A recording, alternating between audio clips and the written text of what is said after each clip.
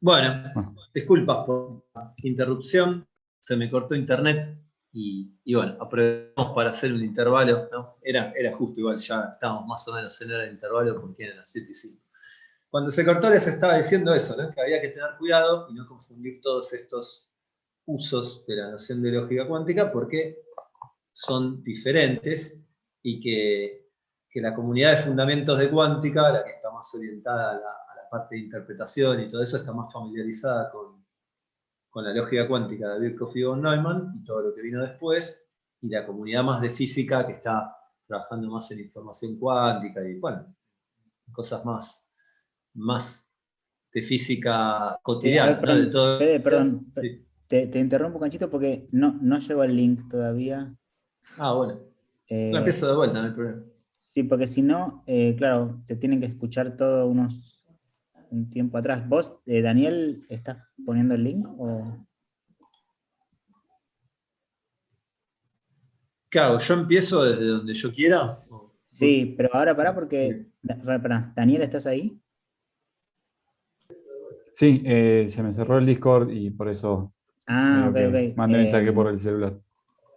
No te había visto. ¿Vos mandás el link al canal de Se Discord? me cerró el Discord, tengo que volver a abrirlo. Si lo pueden copiar ustedes, mejor. ¿Pero el link es el mismo Es que o yo cuál no es? sé. No, no es el mismo. No, no, El, no. no, el link de Zoom está No, arriba. el link de YouTube está acá arriba. Claro, arriba a la izquierda aparece el libro en YouTube. Ah, ahí lo mandó Rafael. Listo. Bueno, quedó un poco desprolija el regreso. Entonces, Fede, ¿podés empezar desde ahora? Sí, sí. Dale, gracias. Ok. Bueno, problemas técnicos, se cortó internet, pero bueno, aprovechamos para hacer un intervalo, dado que ya estábamos en hora también. Bueno, tuvimos suerte de que se cortó justo en el momento del intervalo. Pero les decía eso, no confundir los distintos usos de la noción de lógica cuántica, porque bueno, son bien distintos. Por ahí en la física, lógica cuántica significa la física más aplicada, ¿no? La información cuántica significa las compuertas lógicas cuánticas de un circuito, de fundamentos de cuántica, ya más vinculado a la interpretación o a la parte matemática de la cuántica, es la lógica cuántica de Birkhoff y von Neumann. Pero lo bueno de eso es que son campos que es bueno ver de cómo interpretar, ¿no? Entonces se requiere para investigar de equipos interdisciplinarios, que haya gente de matemática, de computación, de lógica y gente de física, por supuesto. Sí, para hacer avanzar realmente a la investigación. Bueno, volvemos a las compuertas. Hoy hay cuentas, pero por ahí no tan pesadas, me parece. Entonces, yo les decía antes que el CNOT genera entrelazamiento, ¿sí? Repasemos cómo era. Primero, con el 0,0. A ese estado le aplico H, pero solo al primer qubit. Una vez que hago eso, obtengo este estado, producto este estado. Todavía no está entrelazado, pero ya tiene superposición. Este es un gato de Schrödinger, ¿sí? 0, 0 y 1, 0. Si miden una vez, van a obtener 0, 0 con probabilidad de 1/2 o 1, 0 también con probabilidad de 1/2. Si repiten, de vuelta, alguno de los dos resultados con probabilidad de 1/2 ceros. Recuerden que la probabilidad es agarrar el coeficiente de la combinación lineal y elevarlo al cuadrado. En este caso, los dos términos tienen el mismo coeficiente. Entonces, cuando aplico CNOT, se distribuye linealmente y me queda el 0,1, porque CNOT solo se activaba cuando el control bit era 1. Entonces me flipa el segundo, me queda 0,0 más 1. Este era entrelazado. Entonces la conclusión es que por ahí una compuerta sola no genera entrelazamiento, pero si las empiezo a combinar, voy a ir siendo capaz de generar cada vez más estados cuánticos y en general si tengo lo que se conoce como una base completa de compuertas lógicas, voy a poder aproximarme a cualquier operación unitaria que yo quiera con tanta precisión como se requiere, ¿sí? Entonces yo les comenté cuáles eran estas compuertas, que son las elementales, después hay compuertas compuestas, hay otras que tienen otros nombres, las distintas arquitecturas de computadoras cuánticas tienen distintos tipos de compuertas. porque las compuertas al final terminan estando vinculadas a las propiedades físicas de los sistemas, pero lo importante es eso, que cuando las combinamos, si aplicamos la combinación adecuada, podemos ir generando las propiedades físicas que necesitamos. Ahora, yo estoy hablando de entrelazamiento como si fuera algo importante, pero nunca les dije bien por qué era tan importante o por qué genera debate en la comunidad de física. Entonces ahora vamos a pasar de eso. En el contexto de la violación de las desigualdades de Bell. Me convencí de contar esto porque me preguntaron y porque me parece que se va a dar una discusión interesante en relación a la probabilidad, ¿sí? Entonces, bueno, hizo su trabajo hace ya más de 50 años, ¿no? El teorema, las desigualdades de Bell se derivaron hace ya mucho tiempo, pero el debate en torno a la interpretación continúa. Es decir, entonces la pregunta concreta que se hace la comunidad de física es ¿qué conclusiones hay que extraer del hecho de las desigualdades de Bell reveladas en los experimentos? En la literatura reciente y en los congresos de fundamentos de cuántica hay mucha polémica respecto a este punto. Entonces yo voy a tratar de explicar un poco qué ocurre con las desigualdades de Bell y el entrelazamiento. Entonces una pregunta muy concreta que hay que hacerse es esta: ¿el mundo es local o no local? Ahora voy a tratar de especificar un poco qué significa eso, ¿no? ¿Qué quiere decir eso? Bueno, recuerden, decíamos que un estado era separable cuando se podía escribir como combinación convexa. Estos lambda y j son numeritos reales, positivos, y que suman 1. Si sumo todo, sumo 1. Entonces tenemos que escribir para que sea separable como combinación convexa de estados productos. Este estado de acá es ρ1 tensor ρ2 es producto, ¿sí? Esta es la expresión matemática de la noción de separabilidad en física cuántica. Entonces, SH va a ser los ρ estados cuánticos tales que es separable, y EDH, que serían los entrelazados, van a ser aquellos ρ que son estados cuánticos pero que no son separables, es decir, el complemento, ¿sí? Y el dibujo sería así: tienen el cono de las matrices positivas, tienen el convexo de estados cuánticos que les hablé los otros días, y el conjunto de estados separables, que va a ser un subconjunto propio del conjunto de estados total. Entonces la mayoría, a medida que crece la dimensión, la mayoría de los estados son entrelazados, ¿sí?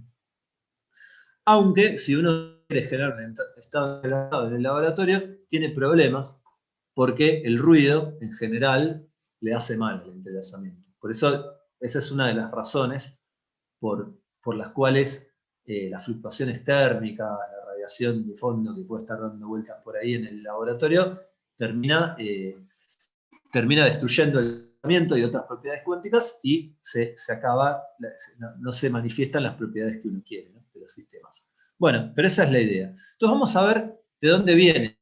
¿Por qué Bell estudió sus desigualdades? Tiene que ver con el hecho de que Podolsky y Rosen habían en un artículo planteado un problema de interpretación en la mecánica cuántica. Ellos tomaron el siguiente estado, el estado que está acá. No importa mucho los detalles matemáticos, pero esta delta significa que tienen una distribución de probabilidad muy picuda en este valor, ¿sí? Esta función vale eso, ¿no? Y esta también es muy picuda. ¿Y qué quiere decir esto? Que esto vale 0 casi todo el tiempo, salvo cuando la diferencia entre las posiciones de los dos sistemas, estamos hablando, perdón, no lo dije, piensen que tienen dos sistemas cuánticos. A ver si tengo cámara. Me voy a activar la cámara porque acá voy a necesitar mostrar cosas. Ah, sí, me están viendo. Bueno, perdón. Hoy es un día con interrupciones al final. Disculpen.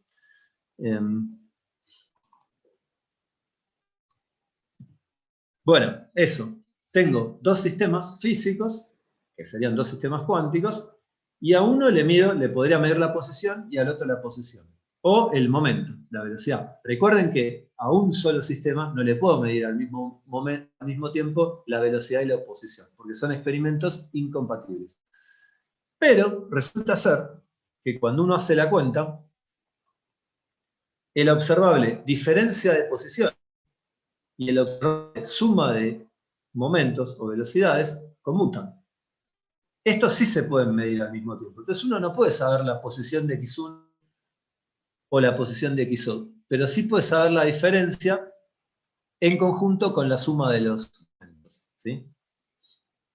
Es decir, si uno mide la posición de x1, ya no va a poder saber la posición del momento de 1.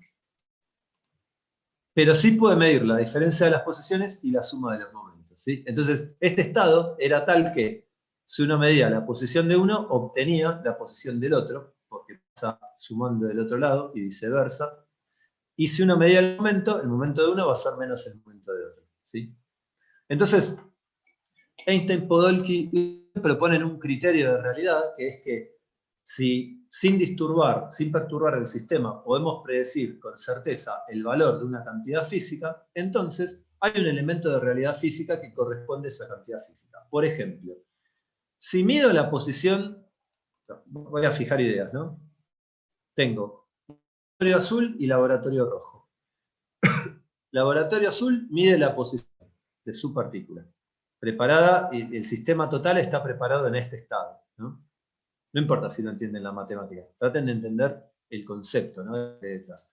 Medimos la posición. Si medimos la posición, ya no vamos a poder medir la velocidad de la partícula del laboratorio azul, ¿sí?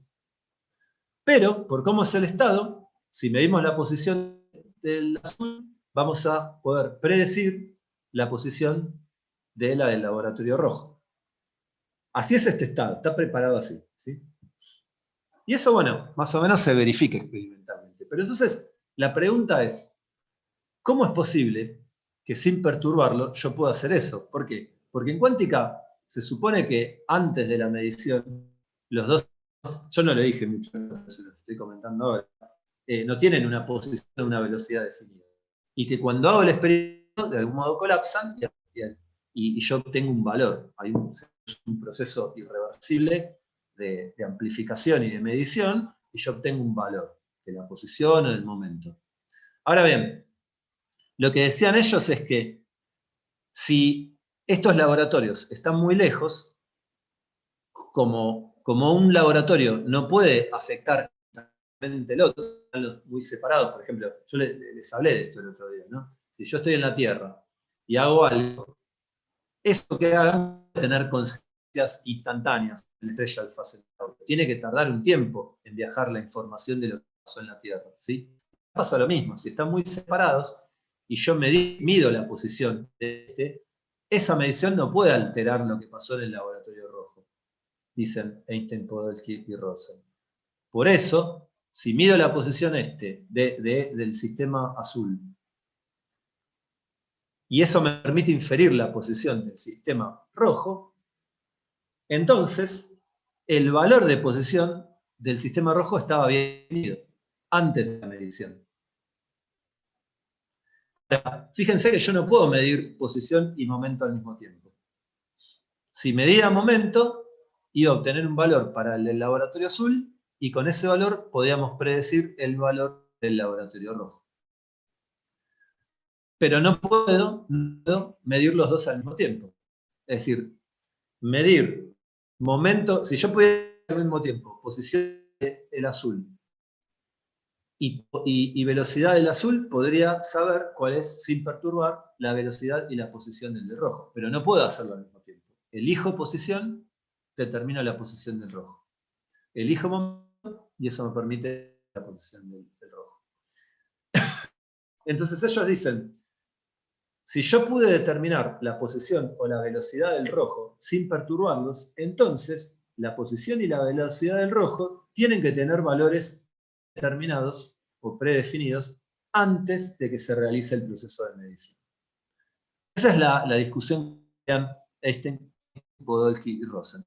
Entonces ellos dicen que las probabilidades que observo en el laboratorio, por ende, no se deben a probabilidades intrínsecas en la naturaleza, sino que es que yo ignoraba cuál era la posición y la velocidad, ¿sí? Como ignorábamos cuál era la posición y la velocidad, vamos y simplemente lo averiguamos. Esa es más o menos la discusión. Entonces, ellos dicen que la mecánica cuántica debería ser una teoría incompleta, dado que la función de onda no especifica todos los valores de todos los elementos de realidad.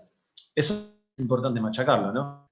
La función, el estado cuántico, solo predice la probabilidad de obtener algún valor de posición o algún valor de velocidad, ¿sí? Y encima, los experimentos que tenemos que hacer para medir la posición o la velocidad son incompatibles. No se pueden hacer al mismo tiempo, en una misma sistema. Entonces ellos dicen, con este estado puedo inferir el valor de posición o el valor de velocidad de la segunda partícula a través de mediciones en la primera. Entonces, esas posiciones y velocidad existen en el mundo antes de la medición. Y entonces la mecánica cuántica es incompleta, porque la mecánica cuántica no me dice cuál es la posición y la velocidad. ¿Se entiende el argumento? Invito a la reflexión sobre esto. Y si quieren, vayan a preguntas sobre el chat y en algún momento voy a levantar, ¿sí? Bueno, sigo. Bohr nos hizo esperar. Bohr era otro físico muy importante, es uno de los padres fundadores de la teoría cuántica, y dijo, traduzco, ¿no? Dice, respecto de esta discusión, dice, nuestra libertad de manipular los instrumentos de medición es característica de la misma idea de experimento. Tenemos una completa libertad para elegir si queremos determinar una o la cantidad. Es decir, si queremos medir posición o momento de la primera parte. Volvemos, ¿no? Es decir, el laboratorio azul podría elegir medir posición o momento. Ahí él dice, está bien, hay total libertad. Sobre eso no tengo decisión. Luego, tampoco hay ningún argumento en contra de que, digamos, respecto de que haya una perturbación mecánica del sistema que estamos estudiando. ¿Por qué? Porque medir el sistema del laboratorio azul, como son muy distantes, como pueden estar muy lejos, no puede haber una perturbación mecánica, ¿sí? Todo lo que hagamos en el sistema azul no puede alterar instantáneamente lo que pase en el sistema del laboratorio rojo, ¿sí? Sin embargo, dice Bohr, está esencialmente la cuestión de una influencia en las condiciones que definen los tipos posibles de predicciones en lo que respecta al comportamiento futuro del sistema. Bueno, ¿entendieron lo que dijo Bohr? Muy probablemente no. Esa frase es rarísima. Pero, bueno, ha dado lugar a largos debates en la física, y en realidad lo que está señalando Bohr es que no es que hay una perturbación mecánica entre un sistema y otro, sino que, fíjense, como no es posible medir en el laboratorio azul, ¿no? Como no es posible medir al mismo tiempo la posición y la velocidad, si yo elijo medir la posición, bueno, sí, con ese valor voy a poder decir la posición de otra partícula. Pero inferir que la otra partícula tiene una velocidad es un razonamiento contrafáctico, porque el experimento medir velocidad, en el caso de haber elegido medir posición, no es actual, no ocurre al mismo tiempo, ¿sí? Es decir, es como cuando, yo decía el otro día, bueno, si Codesal hubiera cobró el penal, ¿no? ¿Qué hubiera pasado si no hubiera cobrado el penal? Son realidades incompatibles.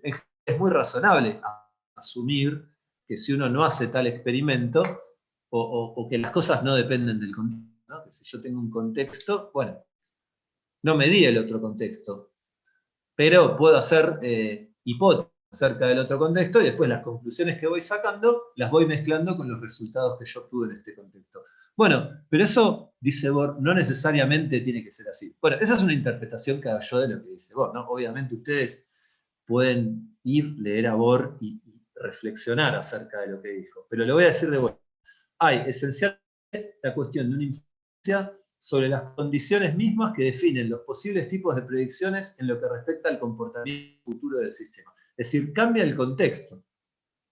Si yo elijo medir X o elijo medir P, no estoy haciendo referencia a las mismas condiciones de experimentación.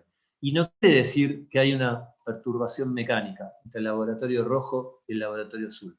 sino que lo que cambió es el contexto en el cual van a ocurrir las cosas, en lo que respecta al comportamiento futuro del sistema, ¿sí? Bueno, esa es la respuesta de Bohr. Obviamente, las aguas en la física están divididas, ¿no? Entonces, bueno, analicemos los pasos del razonamiento de Perry, ¿no? En el paso primero, si medimos la posición del sistema de Alice, podemos inferir que el sistema de Bohr tiene una posición correspondiente, definida. Podemos también predecirla con certeza, dicen ellos, por el estado global del sistema bipartito, ¿no? Dado que el resultado de la medición de la posición... podemos también predecirla con certeza, dado el resultado de la medición de la posición del sistema de Alice. De aquí que, de acuerdo al criterio de realidad, que comenté al principio, la posición del sistema de Bohr constituye un elemento de realidad. Bob sería la persona que está en el laboratorio rojo, ¿sí? ¿Qué quiere decir eso? Que en realidad el sistema del laboratorio rojo ya tenía una posición antes de la medición. Del mismo modo, si hubiéramos elegido laboratorio azul, hubiéramos elegido medir la velocidad, se hubiera inferido la velocidad del laboratorio rojo, ¿sí? Otra cosa que ellos asumen en el argumento es que en el laboratorio rojo se puede elegir libremente si se va a medir la posición o el momento. Incluso, de acuerdo a la mecánica cuántica, no vamos a poder medir ambos a la vez, pero la elección se puede hacer, hay libertad, o sea, hay como una especie de free will que permite decidir por lo uno o por lo otro. Entonces, dicen ellos, luego se sigue que ambos, posición y velocidad de la partícula del laboratorio rojo, tienen que ser elementos de realidad simultáneamente. Bueno, pero acá, fíjense, hay un salto lógico. Porque si uno pudiera medir al mismo tiempo ambas cantidades en la partícula 1, es decir, sendas, ¿no? Posición y velocidad, luego el paso 3 sería una consecuencia lógica del paso 1 y el paso 2. Pero no se puede medir al mismo tiempo. Entonces, hay una hipótesis dando vuelta. Es hacer un razonamiento contrafáctico entre el paso 2 y el paso 3. ¿Sí? Cuando uno pasa de 2 a 3, tiene que presuponer, tiene que imaginar lo que hubiera ocurrido si hubiera hecho una cosa que no hizo. Entonces, bueno, acá hay algo también lógico, ¿no? Interesante, que es, ¿hasta qué punto podemos hacer cuando, bueno, lidiamos con sistemas naturales o con problemas de decision making, razonamientos contrafactos? ¿Hasta cuándo es válido, no? ¿Cómo es la lógica de eso?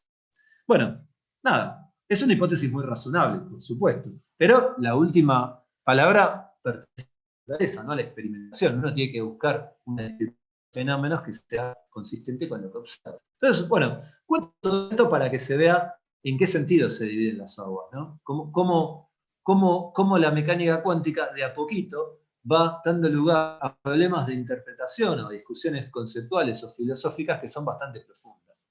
Es decir, no se los cuento esto para que tomen ninguna posición por ahora. Obviamente, esto si les interesa mucho lo pueden leer y en 10 años por ahí sacar alguna conclusión. ¿Sí? Sí.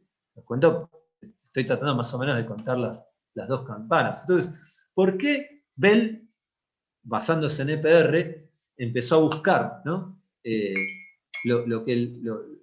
Su teorema, ¿no? Por un lado, Bohm, que era otro físico, había encontrado una teoría de variables ocultas para la cuántica, que interpretaba los sistemas cuánticos como si fueran pelotas de pool, pero que tenían la peculiaridad de que interactuaban con un potencial no local, es decir, con una interacción que es instantánea.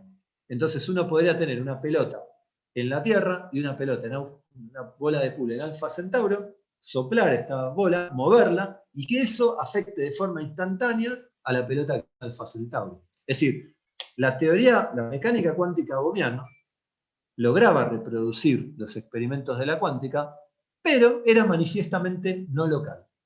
Y eso obviamente a los físicos les gusta. ¿Por qué?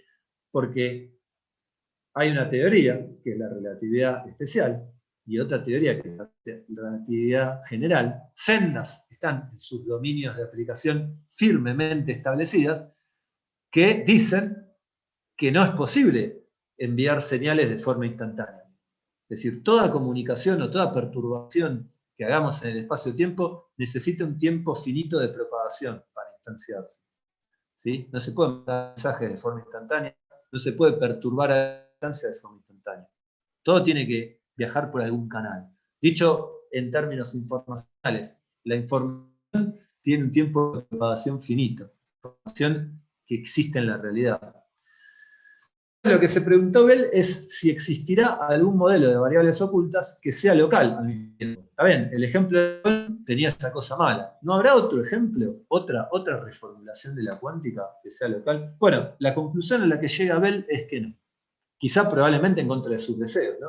Pero no existe, no hay una formulación de variables ocultas realistas y locales de la mecánica cuántica. Entonces ahora vamos a ver cómo es el argumento de Bell.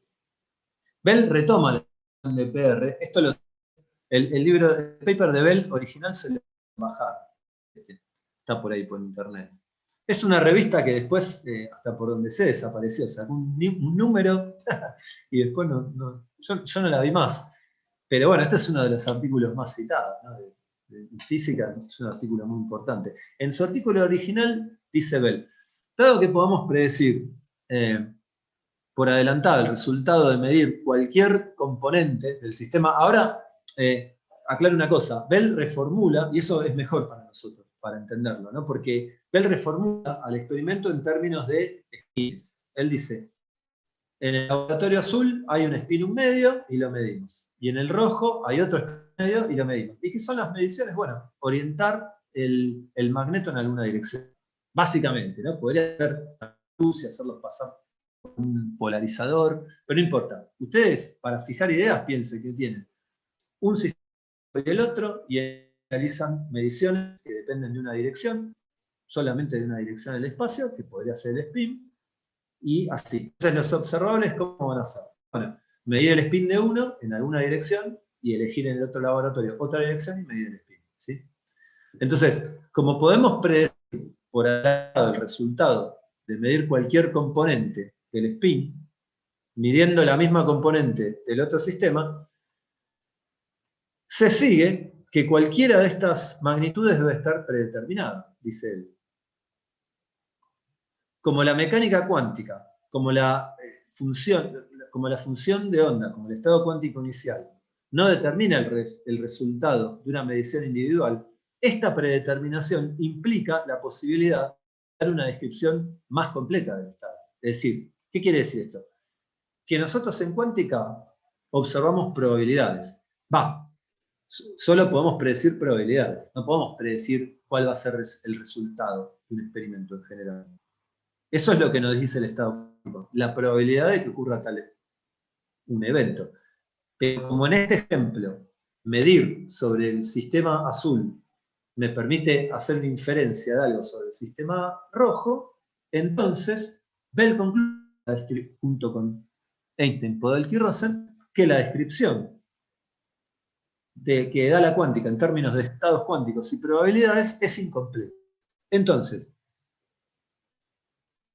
asumamos que la especificación completa se puede efectuar por medio de parámetros lambda. No importa si estos parámetros lambda denotan a una única variable, o a un conjunto, o incluso a una colección de funciones. Y si estas variables son discretas o múltiples. No importa. Lo que importa es que la descripción de la probabilística que da el estado cuántico, es decir, las ρ's o los psi de los que estuvimos hablando hasta ahora, esa descripción es incompleta. Y que hay que completar con unas variables ocultas. Las probabilidades cuánticas, en realidad, no eran tan cuánticas, sino que hay un espacio de estados oculto, al cual nosotros no podemos acceder, y el resultado obtener el valor A, y el valor B A en el sistema rojo, y B en el sistema azul, si elegimos medir en la dirección A negrita en el sistema rojo y B negrita en el sistema azul, dado lambda, esa probabilidad queda determinada por lambda. ¿Sí? Esta es la hipótesis crucial que hace Bell, una de las hipótesis cruciales. Él asume que hay unas variables ocultas por ahí. Típicamente se suele llamar realismo.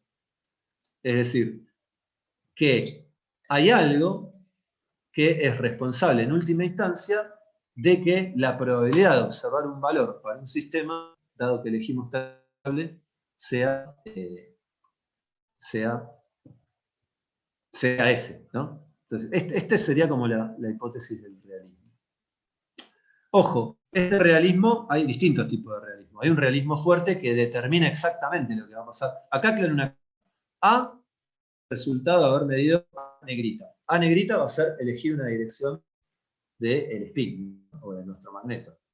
Entonces, A no negrita va a ser 1 o menos 1, up o down. Y lo mismo para B, ¿sí? Eso es importante. A y B pueden tomar solo dos valores.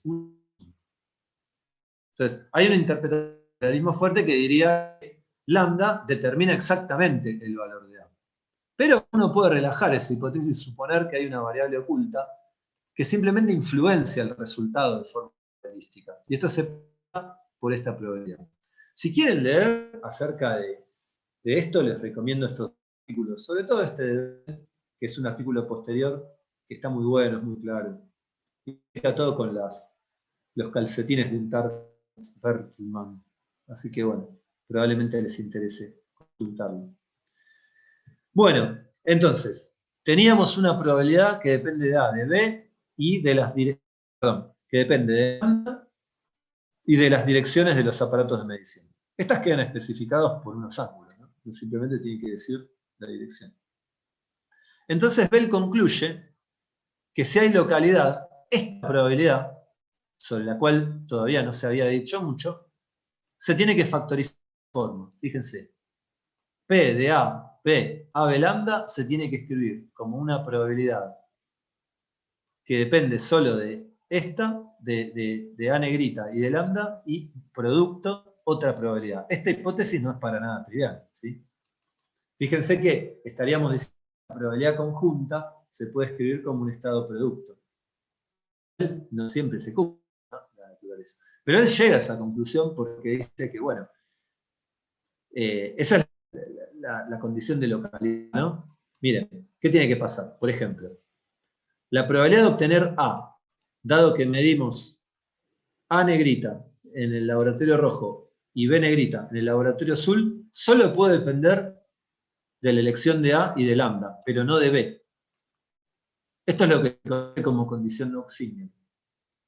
Porque si dependiera de B esta probabilidad, yo podría mandar una señal instantánea entre un sistema y otro. Entonces, como de algún modo uno cree que la relatividad es correcta, entonces no se puede mandar información instantáneamente, ¿sí? Entonces, esto, y la cuántica es, digamos, la probabilidad, si uno se fija, la probabilidad de medir spin up en el laboratorio rojo no depende de la elección del otro laboratorio.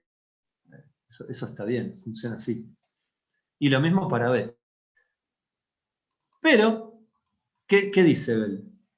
Bell además sostiene que esta probabilidad se factoriza, ¿sí? Que se puede escribir así, como una probabilidad conjunta, se puede escribir como un producto de estas dos probabilidades. Y además asume que la variable oculta lambda tiene asociada una distribución de probabilidad que no depende de la elección de contextos de medición, ¿sí? Entonces va a haber una probabilidad de este tipo. Y por supuesto, como es una probabilidad, el rho de lambda, su integral tiene que ser 1, la condición de normalización. Entonces concluye que la probabilidad de obtener A en el sistema 1 y B en el sistema 2, dado que se midió A negrita en el sistema 1 y B negrita en el sistema 2, se puede escribir de esta forma, como una integral, ¿sí? Entonces, esta es la condición de localidad. Está bien, fíjense que esta probabilidad, entonces,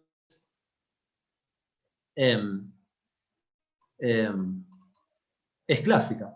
Él asume, al final del día, que en realidad la probabilidad cuántica tiene su origen en una función de distribución de probabilidades conjunta, es decir, que hay una distribución conjunta para A y B, básicamente, si uno tiene... bueno, en realidad, claro, acá sí hay, ¿no? Porque A y B, si yo todavía no cambié de contexto, pero si yo fijo A y fijo B, bueno, él asume que esta probabilidad se tiene que poder escribir así. ¿Sí? Y que este lambda va a ser responsable de las probabilidades para todos los posibles contextos de la medición. Porque ahora vamos a ver, pues si fuera solo una dirección y otra, no pasaría nada, no habría desigualdad.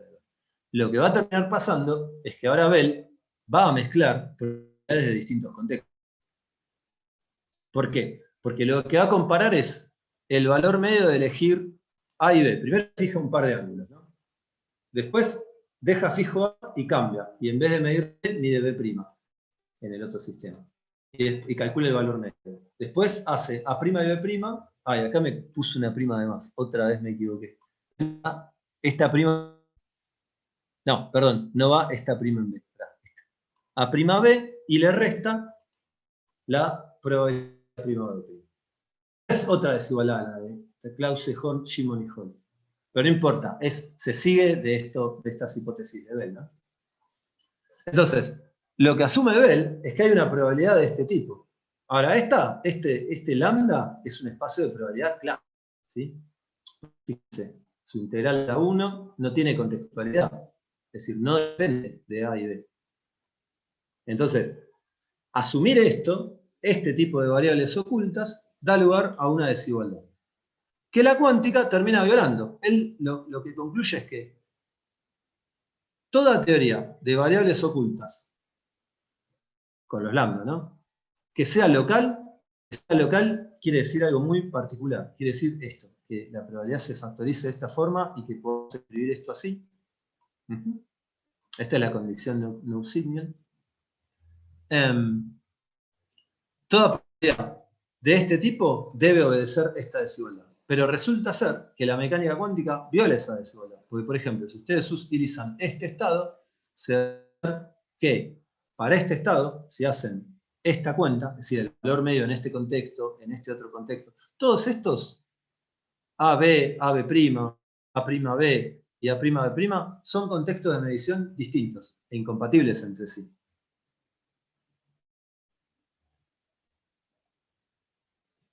Pero, si ustedes calculan estos valores medios para este estado cuántico, que da una probabilidad cuántica, no van a respetar la desigualdad. Entonces, ¿qué es lo falso? Ahí empieza la problemática, ¿no? Ahí la gente se empieza a pelear, porque no hay consenso acerca... Bueno, en realidad sí hay consenso. Lo que no va a pasar es que haya realismo total. Pero todavía se sigue discutiendo vívidamente acerca de eso. Porque, bueno, ¿qué quiere decir realismo? ¿Qué quiere decir local? ¿Sí? Yo soy de los que dicen el mundo no es local de Bell. Si uno define localidad así, bueno, no es local. Pero eso no necesariamente agota el sentido de la noción de localidad. Pero no es mi intención tanto aquí dar mi opinión acerca del tema, sino lo mejor posible comentar las distintas posiciones y problemáticas que hay respecto a esto, ¿no? Entonces, conclusión. La cuántica viola unas desigualdades que debería cumplir toda teoría que se pudiera interpretar de esta forma, con unos parámetros ocultos lambda y que la probabilidad se puede escribir así. Esta probabilidad clásica, ¿no? Esto es el Rode, al menos bien cosmologiano, ¿sí? Esa es una hipótesis muy fuerte, y esto ha sido señalado por algunos años, ¿sí? ¿Por qué? Porque, bueno, sí, esto no lo voy a decir. Pero bueno, parte de la discusión actual gira en torno a cuáles son realmente las hipótesis detrás de la decisión de las desigualdades de Bell y qué conclusiones hay que extraer de los resultados experimentales. Para nosotros lo importante es que los estados entrelazados tienen una física que no es trivial, que difiere de la física clásica en el sentido de que no se cumple el realismo local. Es decir, que no van a poner una distribución de probabilidad como la que puso Bell para describirlos, ¿sí? Eso va a ser adecuado para describir sus corrientes. Si hay una distribución de probabilidad, tiene que ser... Bueno, ¿qué propongo yo? Por ejemplo, usar probabilidad cuántica. Es decir, bueno, acá lo que vale es la probabilidad cuántica, no una probabilidad como la de Bell. Yo diría, bueno, es simplemente erróneo aplicar esa probabilidad. Pero bueno, ese es otro debate. Entonces, La respuesta, si uno agarra, busca en internet y busca algún libro, bueno, lo que dice la respuesta ortodoxa es que sí, el mundo es no local en el sentido de que no vale realismo local. Es decir, no vale la localidad que propuso Bell. Esa noción de localidad no va.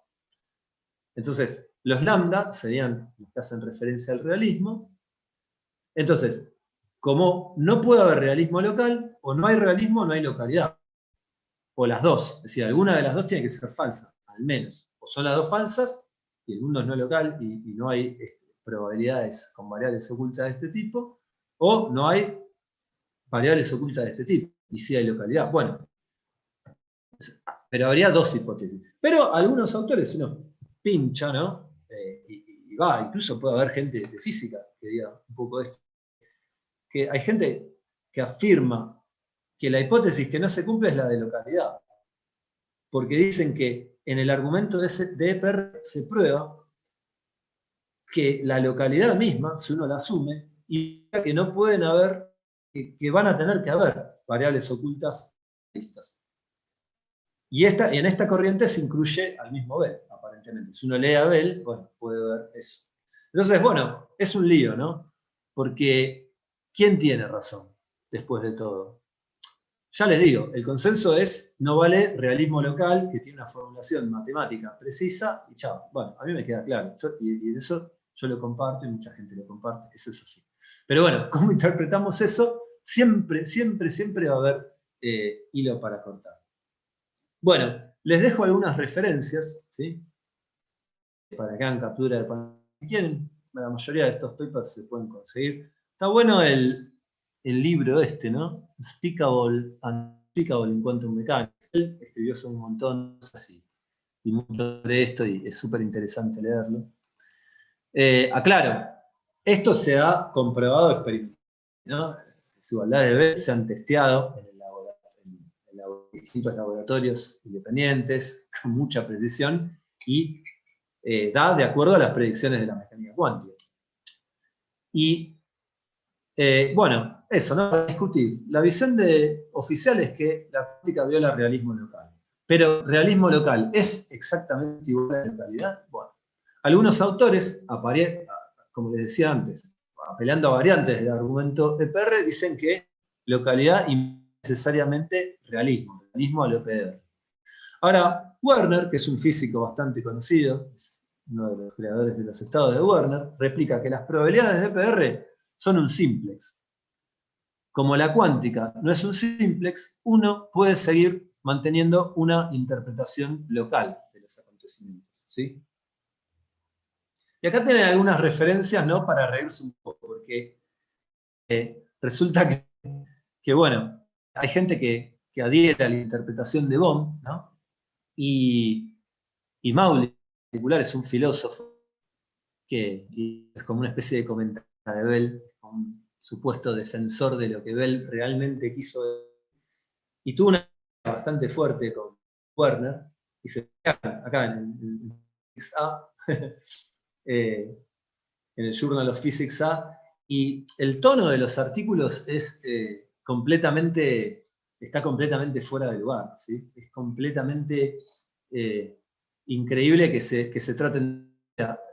Werner en un momento dice, bueno, me queda claro que los bohmianos no saben nada de física, algo, es como que nunca vi una forma de discutir así en un ámbito científico. Bueno, para quien le interese, hay material para leer. Bueno, voy a ver el Discord, a ver si hay preguntas. A ver. Ay, a ver. Voy a leer, ¿sí? A ver, porque supongo que esto debe haber dado lugar a un montón de preguntas. Bueno, empiezo a responder las preguntas viejas, ¿no? Porque veo que acá Nahuel me había respondido a algo que yo entiendo que le respondí antes. Me parece importante que tengamos este espacio de discusión porque es obvio que hay cosas que no se entienden. Yo les diría que ahora aprovechen para preguntar, qué sé yo, si tienen preguntas sobre cuentitas, cositas de la matemática, algo que no haya quedado claro, bueno, aprovechen para meterlo ahora, así lo vamos avanzando. Creo que es importante tener conversación.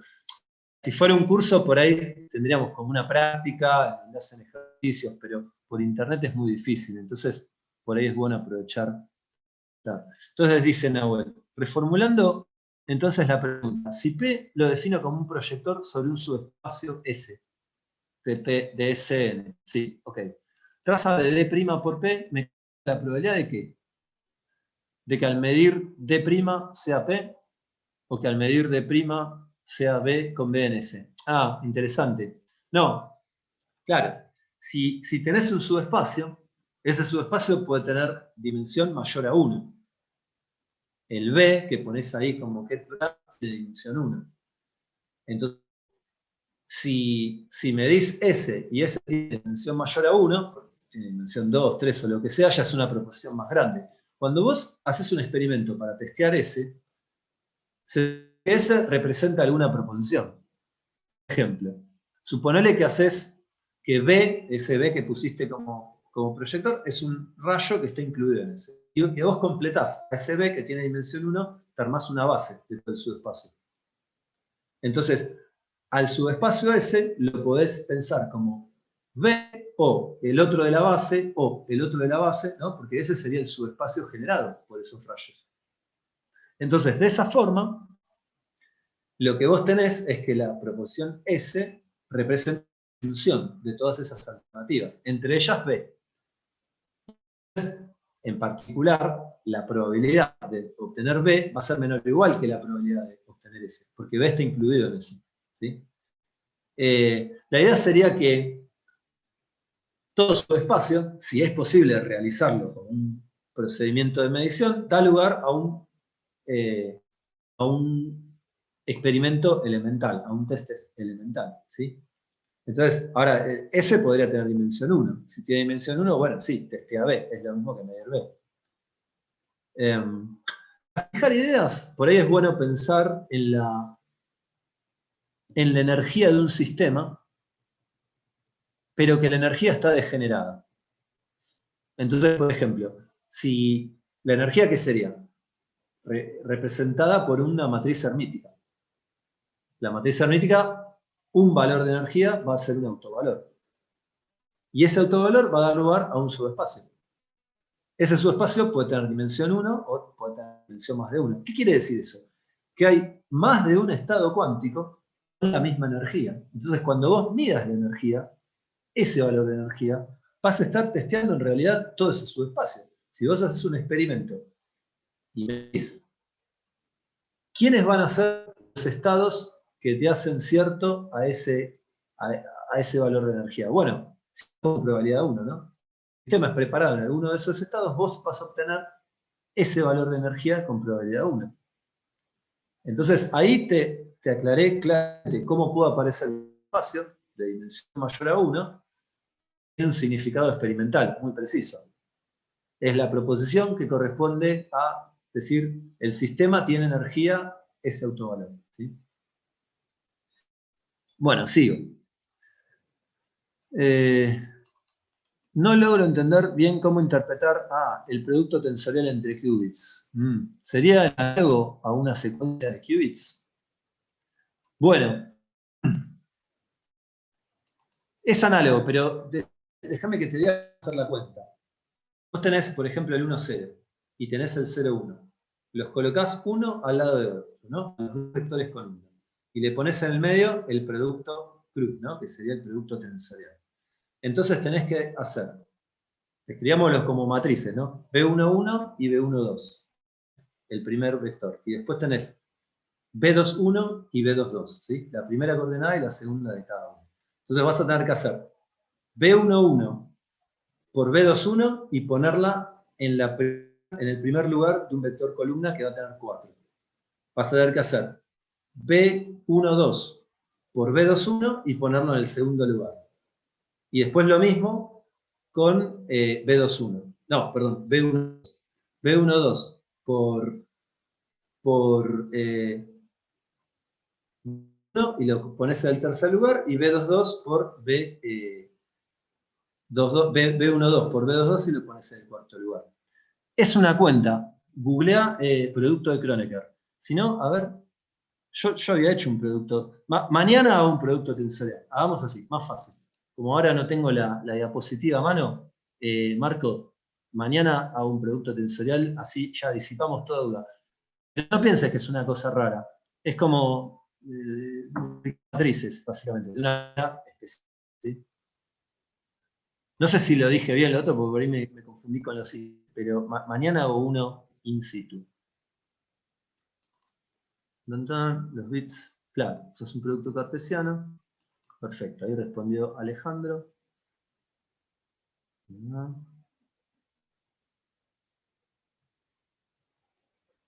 Bueno, pregunta Mariano, ¿no? Gracias, Federico, por las respuestas. Respecto de la 4, la pregunta que hice sobre tomografía, me había parecido entender que comentaste que el espacio de Hilbert era más grande en cada ronda de medición. Lo reviso del video. No, claro.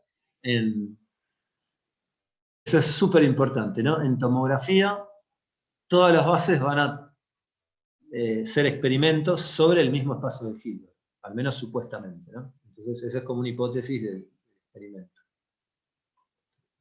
Después te paso una referencia de Plastino. Pregunta Juan Pablo. La interpretación del lenguaje de las compuertas cuánticas de la página 383, ¿cumple Funk o Bimal? Habría que probar, ¿eh? Estaría muy bueno. Ya tenemos tarea para hacer la semana que viene. Sí, habría que ver cómo es. Habría que indagar más cómo es esa consecuencia lógica. Pero, si validan los axiomas de Hall, salen un montón de cosas para investigar ahí.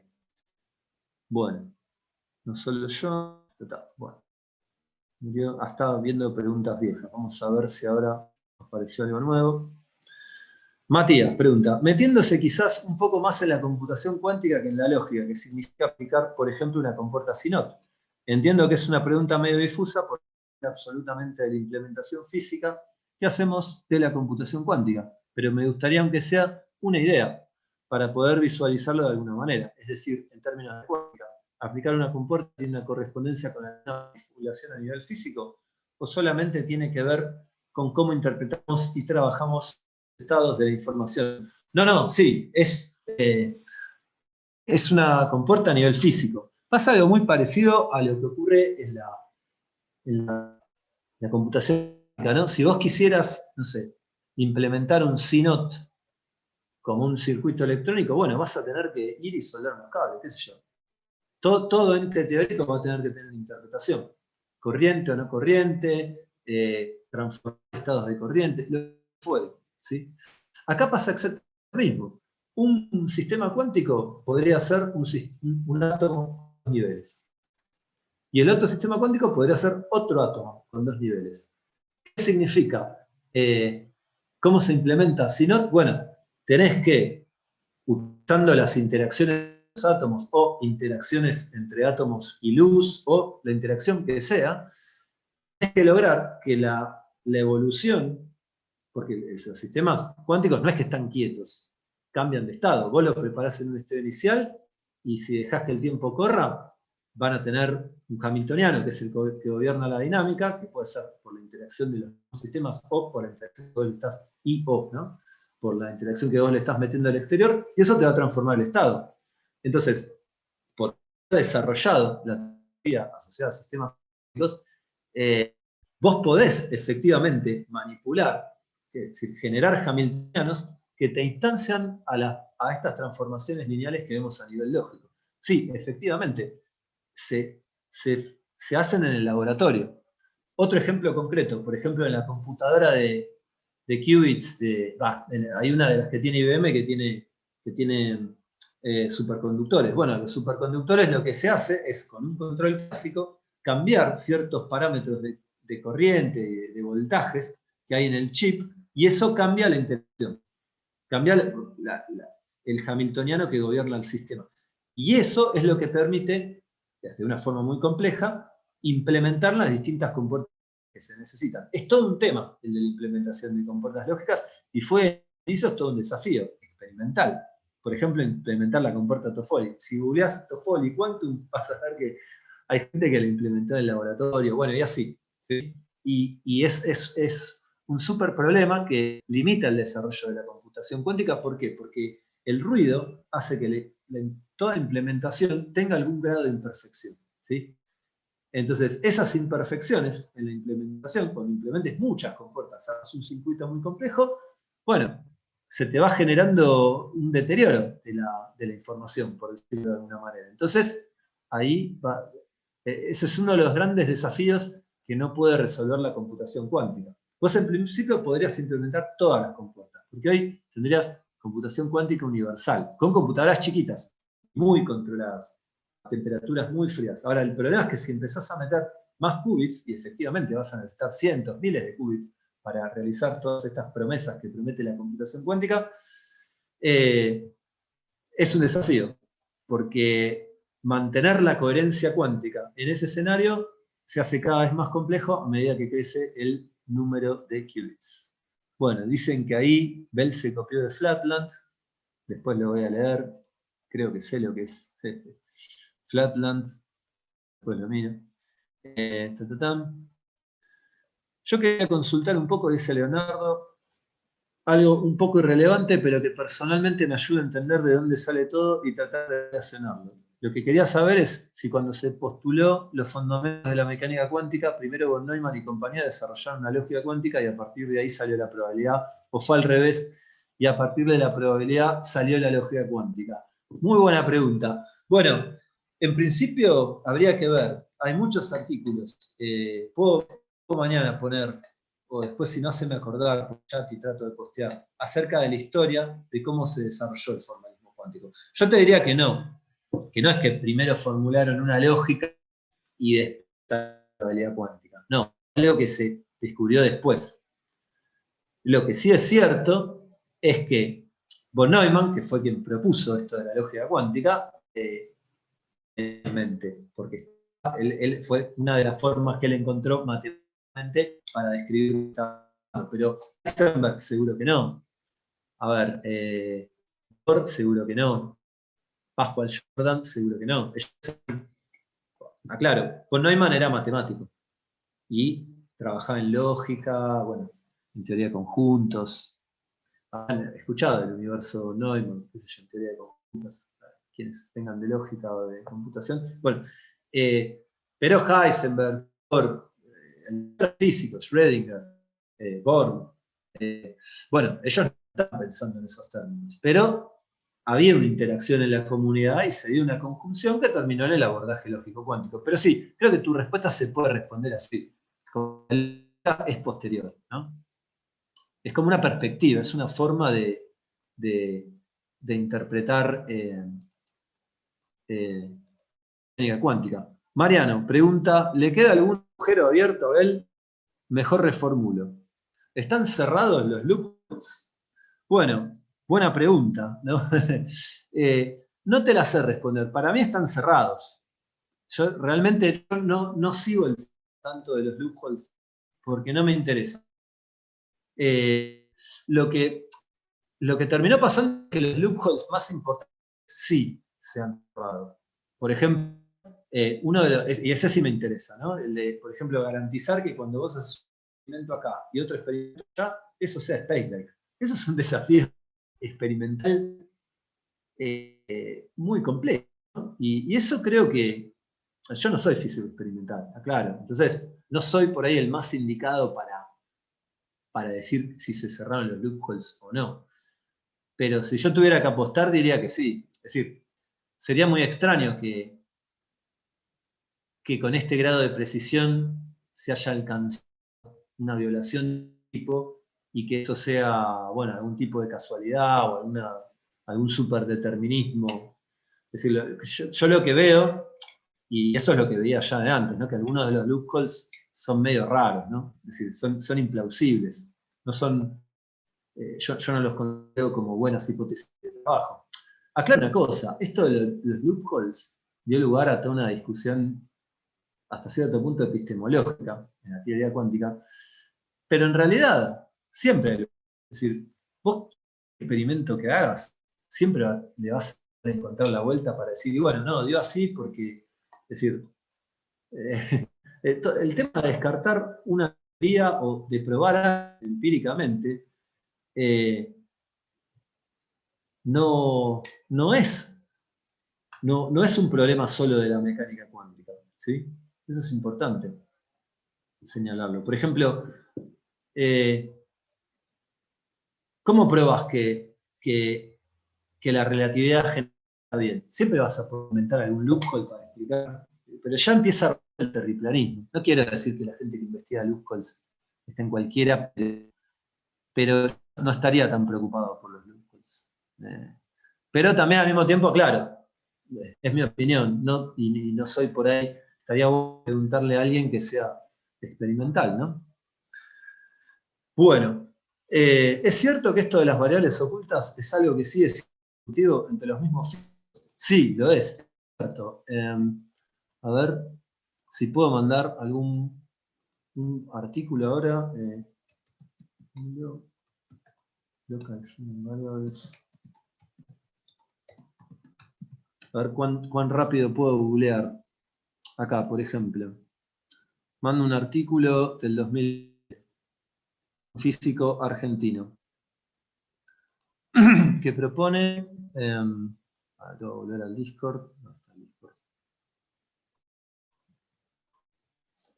Acá, mando este artículo por acá, y así hay varios artículos. También está Krennikov, que, bueno, lo que la de trabajo de este artículo es que hay variables ocultas, sí, pero que estas variables ocultas no obedecen probabilidad colmogoroviana, ¿sí?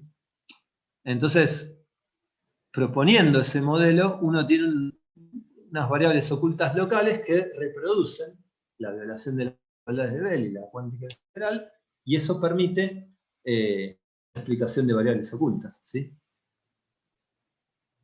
No sé si eso aclara la pregunta o no. ¿Era eso lo que preguntabas?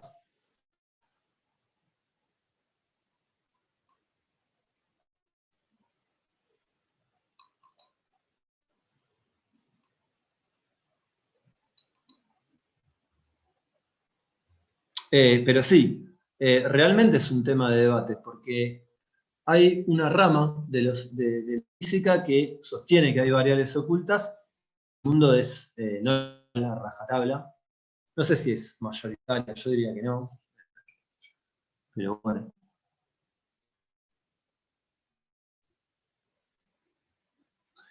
Bueno, mientras otras preguntas, aprovecho entonces y busco la diapositiva del producto tensorial. Porque ahí habían preguntado.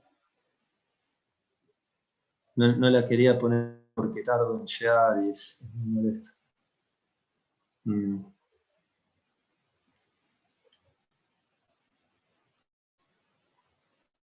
Acá, ¿ven?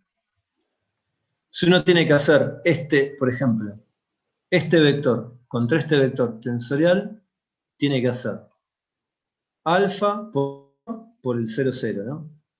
Tiene que hacer como si fuera un álgebra, ¿no? Todos. Ahora, fíjense que 0, 0, 0, 1, 1, 0 y 1, 1 van a ser una base del espacio de producto tensorial, ¿sí? Entonces, ¿cómo hacen 0, 0? Bueno, lo tienen que poner como un vector columna, al 0 y al 0. Esperen que yo lo había puesto por acá, ¿o no? Si no, mañana, bueno, lo hago una arma positiva sí o sí y lo discutimos. ¿No? Y después les mando las diapositivas de ayer que hace un poco porque también estoy con otras cosas. Esperen que pongo esto.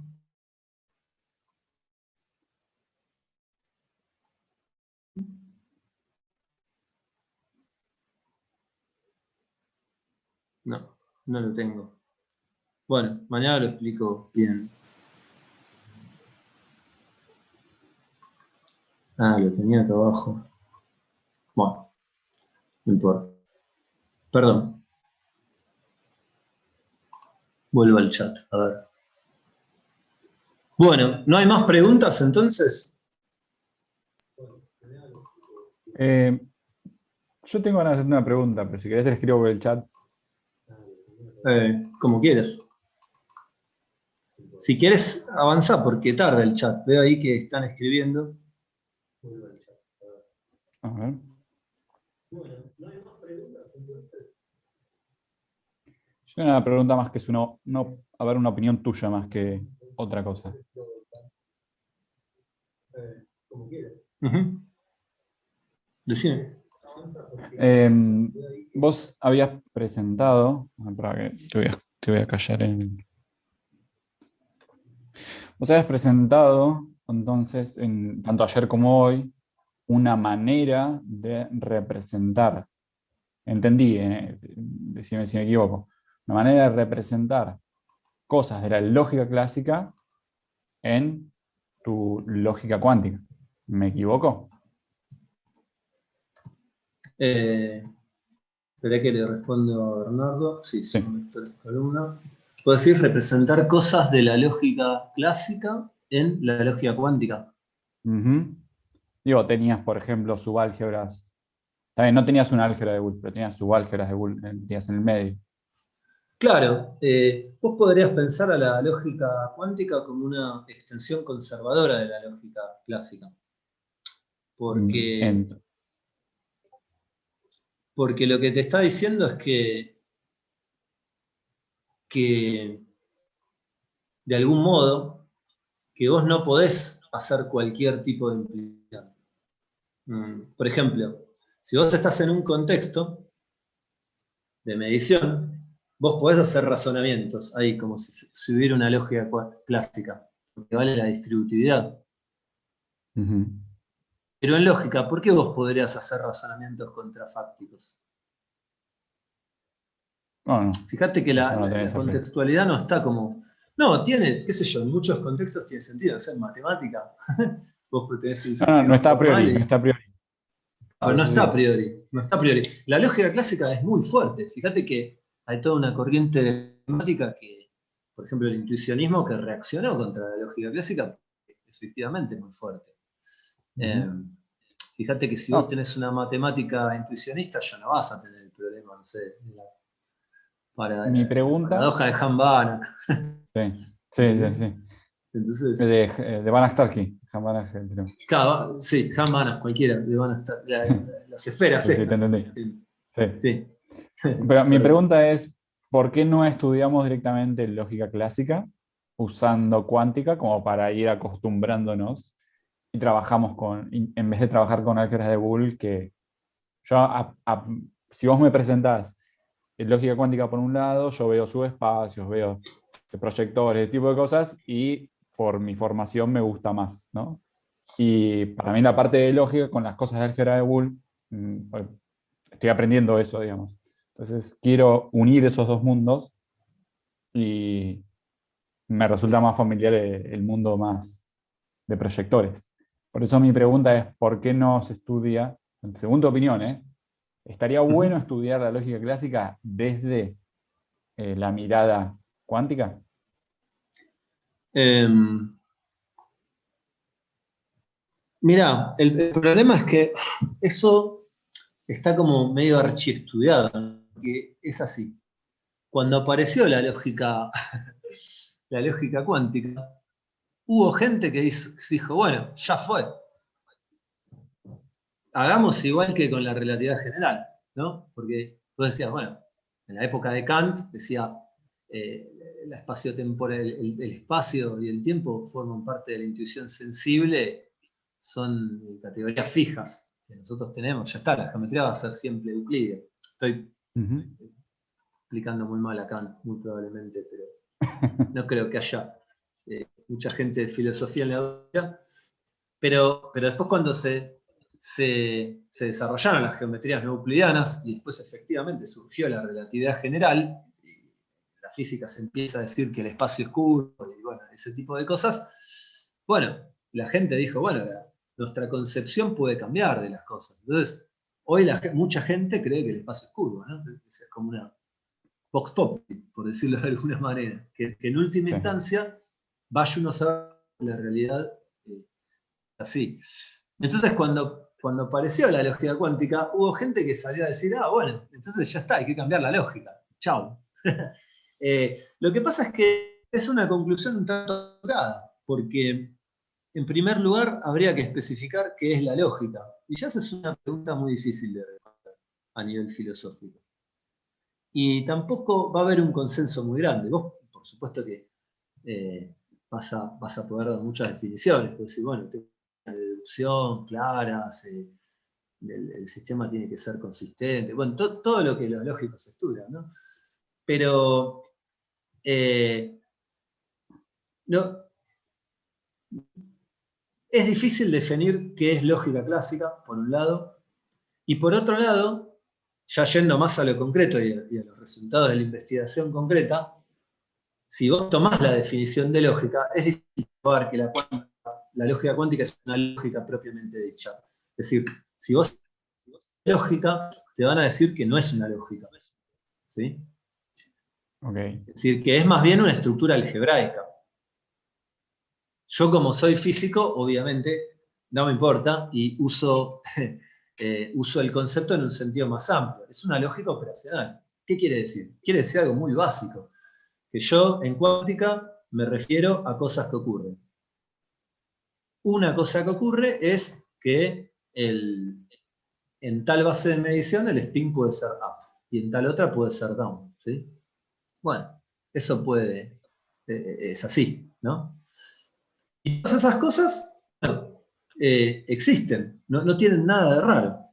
Lo que pasa es que los experimentos al mismo tiempo. Entonces hay un montón de proposiciones que en la instanciación concreta de los eventos van a ser fácticas. Y que conviene, desde el punto de vista físico, tener en cuenta que es problemático en cuántica, en lo que respecta a las conclusiones probabilísticas que uno va a sacar, conviene tener en cuenta de que no se puede hacer razonamientos contrafácticos en cuántica a tontas y a locas. Es decir, hay que tomarse en serio la noción de contexto. O al menos conviene, para mí es muy útil para trabajar, qué sé yo lo recomendaría, ¿no? Y es lo que más o menos uno aprende cuando hace todas estas cuantitas. Y entonces, bueno, en ese sentido, puedo decirte que hay algún tipo de lógica, pero mi corazoncito matemático dice, no, cuidado, porque esto habría que explicar mucho mejor en qué sentido es una lógica. Por supuesto, se han hecho muchísimos desarrollos, ahora te voy a pasar un artículo. Me cuesta ir y volver de Zoom, no sé por qué. Por ahí tengo que dejar de compartir pantalla o algo así. Pero puedo dejar de compartir. Y después vuelvo a compartir, porque si queda tiempo les digo una cosa. A todos, ¿no? Y un logic, el logic.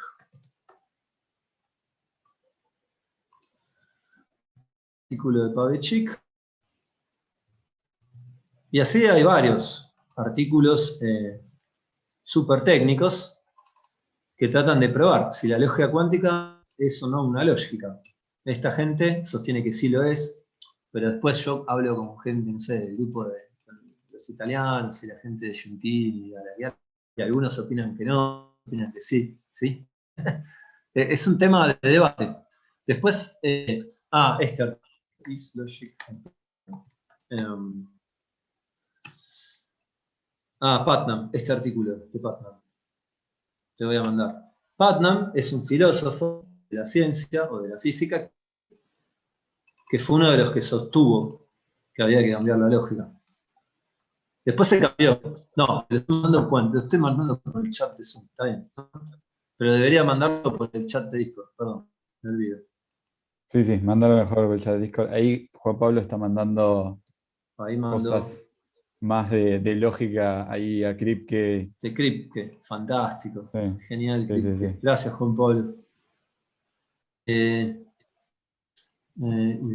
Putnam, acá.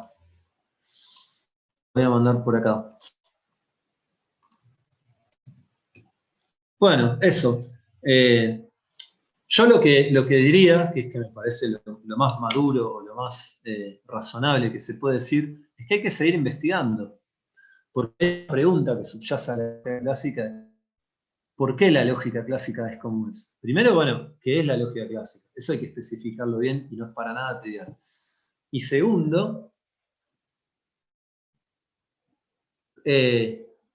¿por qué la lógica clásica es como es? ¿Deberíamos usarla siempre? ¿Y por qué son esos los axiomas que preservan verdad, o las reglas de razonamiento, de deducción que preservan verdad y no otros? Eso es una pregunta filosófica para nada trivial, ¿sí? Ah, perfecto, lo voy a mirar, Juan, lo de Kripke. Perfecto, gracias. ¿Tengo un poco más? Sí, ¿no? Tengo 20 minutos. Puedo seguir, ¿no? Sí, tenés 20 minutos. Excelente. Bueno, para quienes mañana Gracias. igual sigo un poco con esto. Igual pueden seguir haciendo preguntas por ahí. Aprovecho y adelanto. Voy a compartir ahora, a ver, ¿cómo voy al Zoom? Gracias. Igual aclaro que quería tu opinión, pero entendí igual Claro. cómo lo veías. Pero está bien, se entendió. ¿Dónde está esto? A ver si tengo todavía abierta Bueno, les quería invitar a que revisen acá Qiskit, ¿no? Les había dicho el otro día que este era como un lenguaje de programación, una librería que permite emular sistemas cuánticos, ¿sí? Entonces, se los voy a mandar acá por Discord. Y dado que, dice, bueno, dado que muchos y muchas de ustedes son de computación, probablemente les sea mucho más fácil que a mí utilizar todo esto. Claro, yo puedo hacer un programita, pero no soy programador, mucho menos. Hay gente de física que programa y programa mucho, ¿sí? Obviamente cuando tengo que hacer algo que requiere una computación, me junto con otra gente de física que sepa, pero bueno, quería invitarles a que le peguen una mirada a esto, porque es interesante. Por ejemplo, miren, ¿cómo va a ser? Están viendo la pantalla, ¿no? Sí, se ve, se ve. Abro una libretita de Jupyter, ¿no? Y corro. Entonces, uno es parecido, es como Python, ¿no? Uno importa las librerías, ¿no? Y bueno, con esto uno puede armar circuitos y dibujarlos y hacer muchas cosas, ¿no? Con ellos. Por ejemplo, acá uno puede calcular una compuerta de un circuito. ¿Cómo sería la lógica de esto? Y a mí me parece que por ahí, como para hacer cosas sencillas, no es difícil, pero obviamente tienen que entender estas cosas que yo estuve explicando, ¿no? En computación cuántica importa tener en cuenta el orden. Por ejemplo, acá defino QR. Vamos a ver otro programita. Este de acá. Por ejemplo, acá tengo un circuito, ¿no? Que le digo que tiene 5 qubits y un registro clásico. Es decir, ese sería como una especie de bit clásico de información. Le puedo decir que tenga 2 o que tenga 3. ¿Ven? Ahí cambió, le puse 2. Le voy a borrar compuertas. Okay. Primero creo un circuito y no le pongo nada. Le pongo un control not, nada más. ¿Sí? ¿Ven? Y ahí, hice una medición. Arranco todo esto. Ahí tienen qubits con dos bits clásicos donde pueden guardar la información de lo que van midiendo y le pueden ir agregando compuertas, ¿sí? Por ejemplo, le puedo poner, qué sé yo, al circuito se llama QC, Quantum Circuit. QC.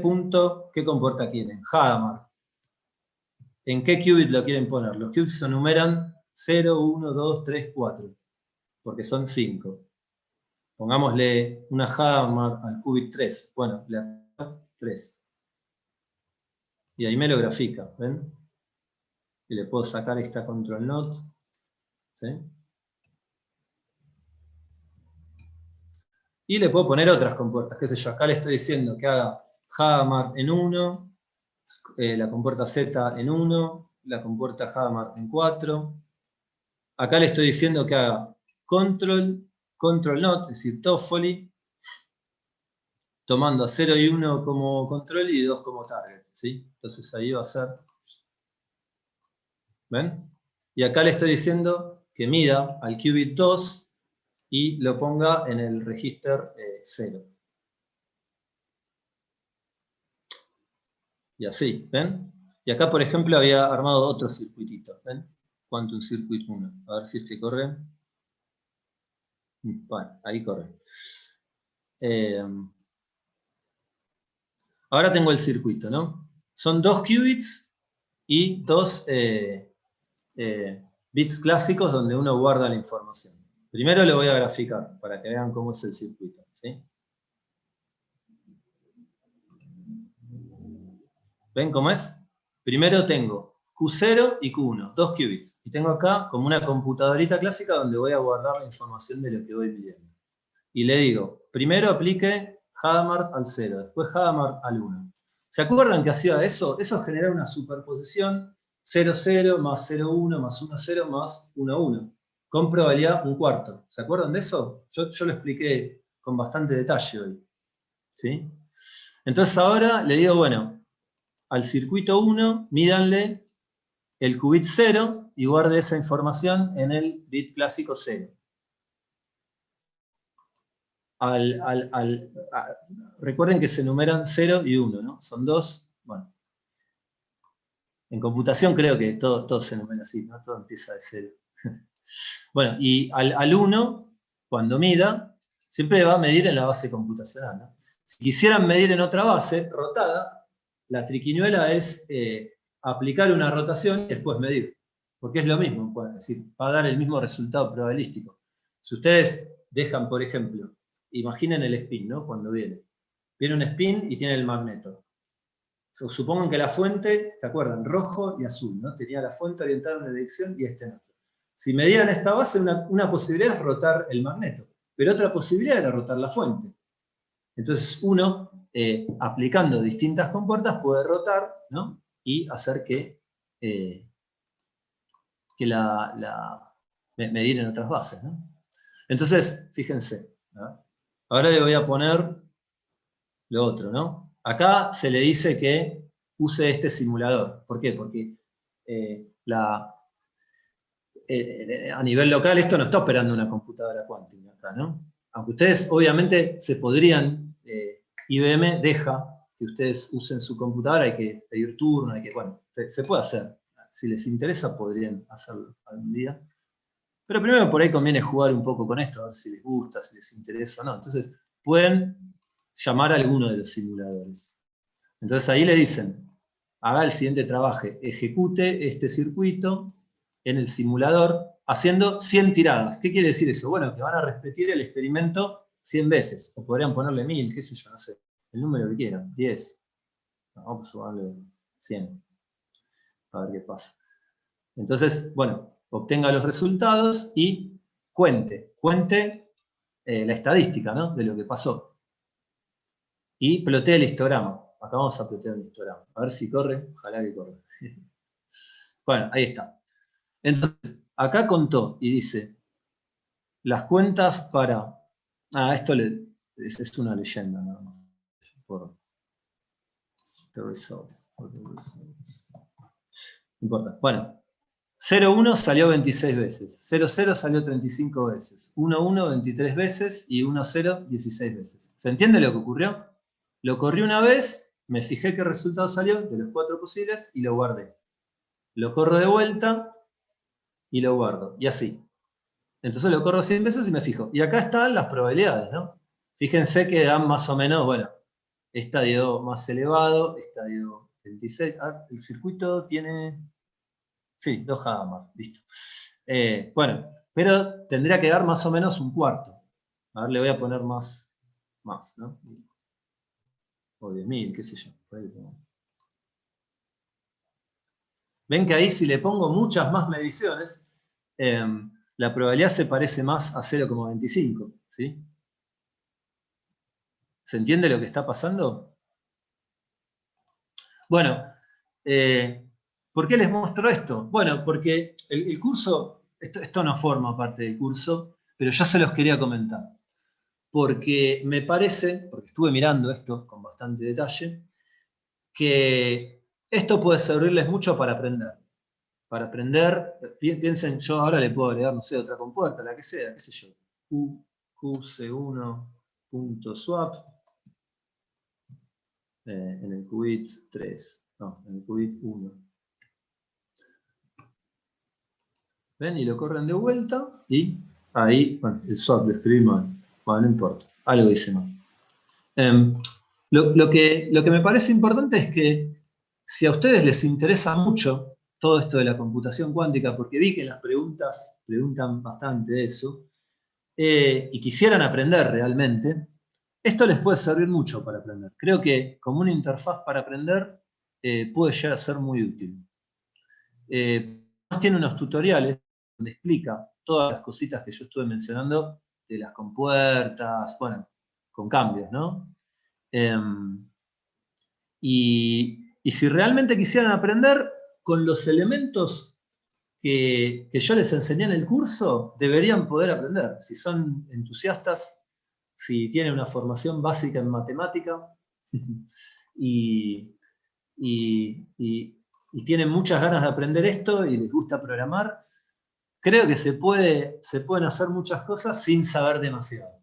Lo que tiene, bueno, la interfase esta es que tiene unos tutoriales donde están guiados los ejercicios. Hay varios algoritmos, le dicen hagan esto otro, ¿sí? Así que bueno, eso me parece que puede ser una herramienta que este curso, si bien no vamos a ver esto, no vamos a aprender a programar. El foco de este curso era aprender lógica cuántica, que por ahí es un poquito más aburrido. A ver, voy a leer las preguntas por si surgió alguna pregunta. Es Python, bueno, gracias. Hay chances de que nos compartas el notebook.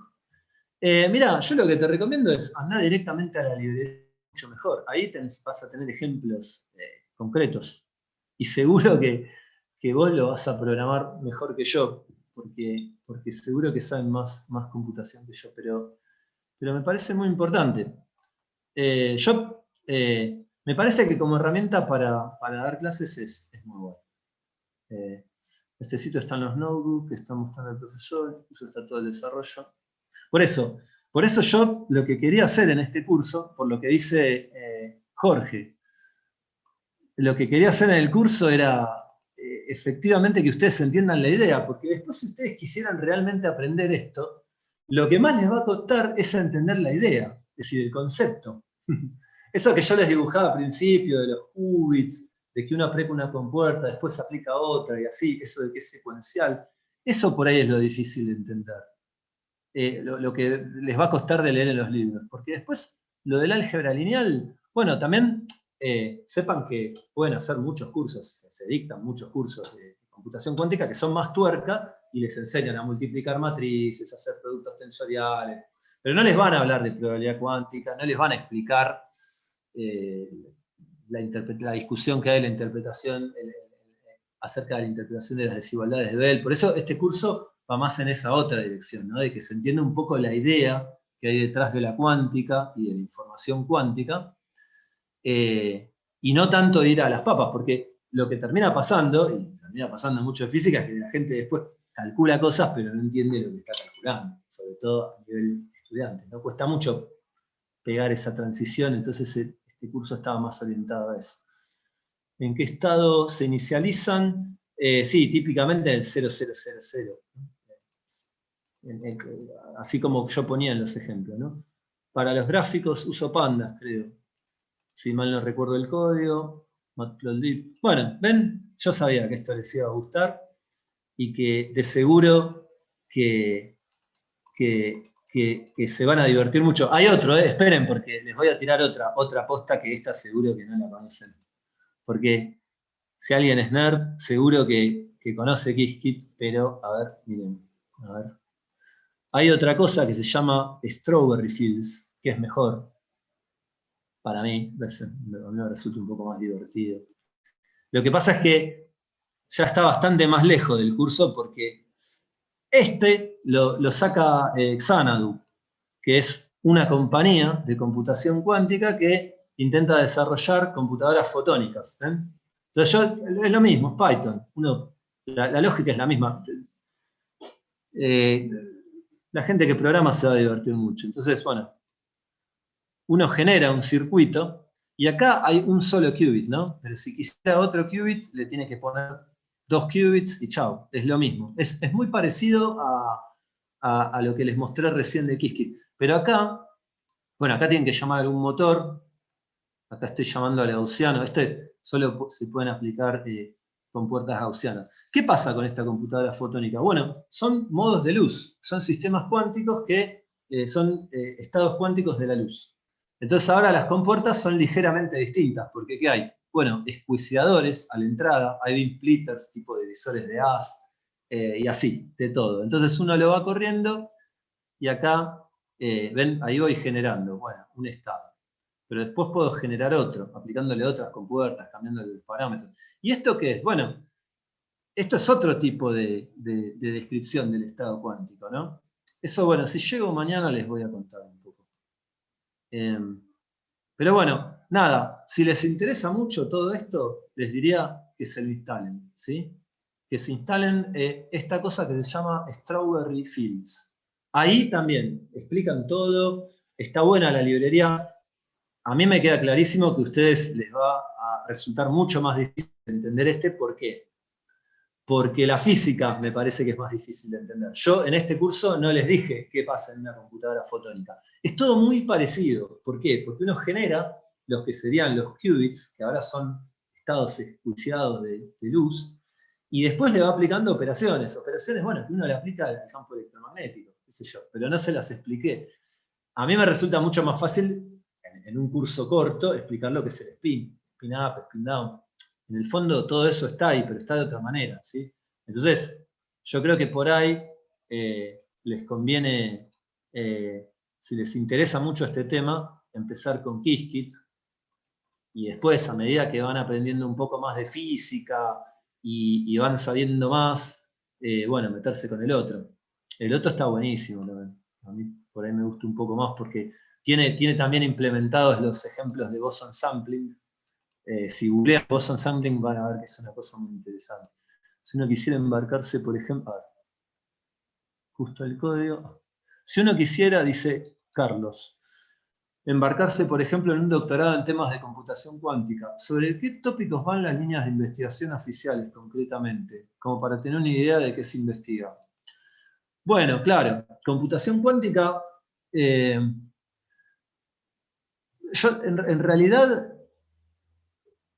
está lleno de problemas matemáticos y teóricos. No, supongo que estás preguntando hacer una cosa, no sé si venís, Carlos, de computación o matemática, o si sos físico, bueno, por ahí hay otras alternativas, pero como matemático, como computador, hay un montón de cosas para hacer. Porque fíjate, esto implica realmente programar. Típicamente la gente de física que labura en computación cuántica, específicamente, programa, pero es muy importante tener en cuenta que hay que resolver problemas matemáticos, por ejemplo, modelar el ruido. Ese es un problemón en cuántica, o por ejemplo, estudiar, yo estuve investigando bastante de eso, ¿no? En el último tiempo, las propiedades de las compuertas, cómo se componen, qué pasa si querés violar las desigualdades de Clich, es decir, generar entrelazamiento genuino de 3 partículas. Hay pero un sinnúmero de cosas y un sinnúmero de problemas matemáticos que son fuertísimos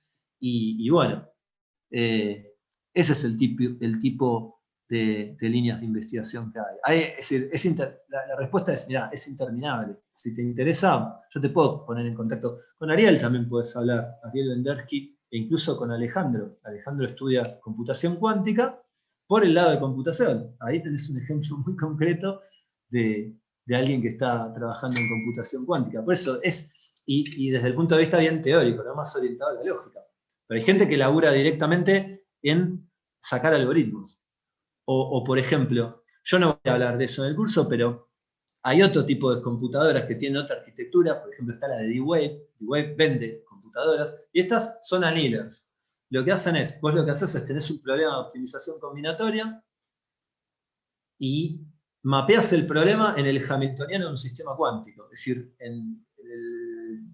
por decirlo en términos intuitivos, en las interacciones de un sistema cuántico. Entonces, ¿qué haces? Los de la computadora lo que hace es ir driveando el sistema y cambiando el hamiltoniano hasta que vos lográs llegar al hamiltoniano que tradujo que traduce tu problema, y el ground state de ese hamiltoniano final es la solución de tu problema con una probabilidad elevada.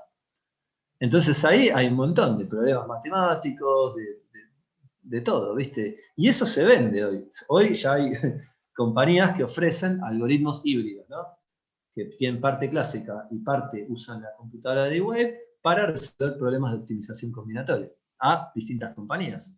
Así que, mira, el campo es infinito, infinito, y si te interesa, yo te puedo poner en contacto con gente, o incluso, mira, puedes hablar con Alejandro o con Ariel Vanderki, que también te pueden orientar tranquilamente. A mí me interesaría mucho leer sobre la teoría de computabilidad detrás de la computación cuántica. Debe ser muy interesante. Sí, súper. Bueno, me olvidé de mencionarlo. Gracias, Leonardo. Sí, súper, súper, porque también tenés las clases de complejidad, bueno, también vas a tener lo mismo en cuántica, ¿no? Todo mutatis mutantis. Es como se abre otro mundo nuevo.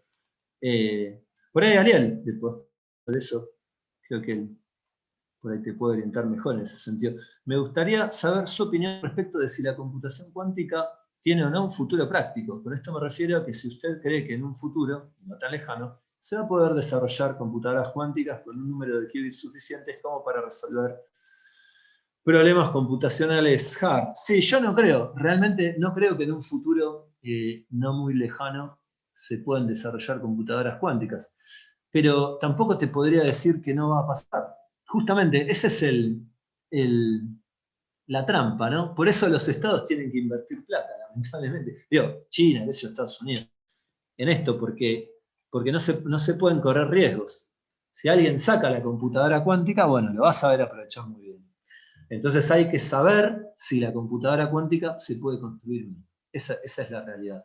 Y la otra cosa que te quería decir es que ya hay computadoras cuánticas, ahora dando vueltas. Y yo sí creo que por ahí, en el mediano término, sin tener la computadora cuántica full fault tolerant, es decir, la computadora cuántica que aplica protocolo de corrección de errores, que es robusta al ruido, que es universal, que hace todo, sin tener lo que sería la computadora cuántica, aún así creo que más y más se van a poder hacer muchas cosas. Es decir, porque ofrece toda una forma distinta de tratar problemas. Incluso si no es completamente, es decir, lo voy a plantear de otra manera, con un ejemplo. Hoy se aplican algoritmos que son quantum-like para resolver problemas. ¿Por qué? Porque los físicos, la gente de física, yo digo los y las físicas, ¿no? Durante años estuvieron resolviendo problemas muy complicados, problemas teóricos, sin ningún tipo de aplicación práctica, como por ejemplo, no sé, sacar los autovalores de un hamiltoniano, o sacar el ground state de un hamiltoniano. Y resulta que para esos problemas, ya a nivel computación clásica, se implementaron un montón de técnicas numéricas y algoritmos que son súper sofisticados y eficientes. Entonces, si uno logra transformar esos problemas, a conectar esas formas de resolución de esos problemas a otros problemas de la vida más cotidiana, qué sé yo, por ejemplo, diagnosticar alguna enfermedad en un hospital, no sé, problema de machine learning. Hoy en física se está aplicando mucho machine learning. Bueno, si uno logra hacer eso es un paso al frente. Entonces yo creo que ofrecen un campo de investigación que es muy fructífero, sin que surja necesariamente la computadora cuántica perfecta. Ahora, si va a pasar en 10 años o no, bueno, yo no lo sé. Yo diría que no. Es difícil explicar por qué creo que no, pero creo que en principio es posible y uno nunca sabe, porque los desarrollos tecnológicos a veces dependen de descubrir algo muy particular, como por ejemplo el transistor. En la época de las computadoras clásicas, al principio de las primeras supercomputadoras, o las computadoras comunes, tenían el tamaño de una pieza. Pero la cosa se fue achicando muchísimo. Pero bueno, que la cosa se vaya achicando muchísimo depende de la cantidad de energía social que se pone en eso, por ejemplo, y al mismo tiempo de descubrimientos fortuitos, de cosas que pueden ocurrir o no.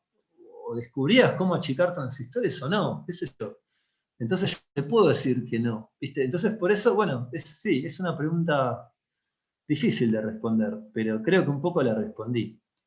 Diego Senarrusa, es decir, que día a día de hoy existe un punto de abstracción tal que se pueda programar en estas computadoras sin necesidad de un conocimiento más profundo, así como hoy en día mucha gente programa en computadoras normales y no se sabe. Bueno, claro, sí, acá pasa lo mismo que en la computación clásica, ¿no? ¿Qué sé yo lo que hace el chip de la computadora? Yo escribo un código de Python o de, más que Python, MATLAB, yo soy más de MATLAB. Pero bueno, sí, cualquier cosa que programe, yo estoy en un nivel muy en la superficie de la jerarquía. Es decir, yo programo ya sobre las librerías de álgebra lineal de Python. Llamo tal cosa y digo, bueno, diagonalizame esto, calculame esta exponencial, lo que sea. ¿Se entiende?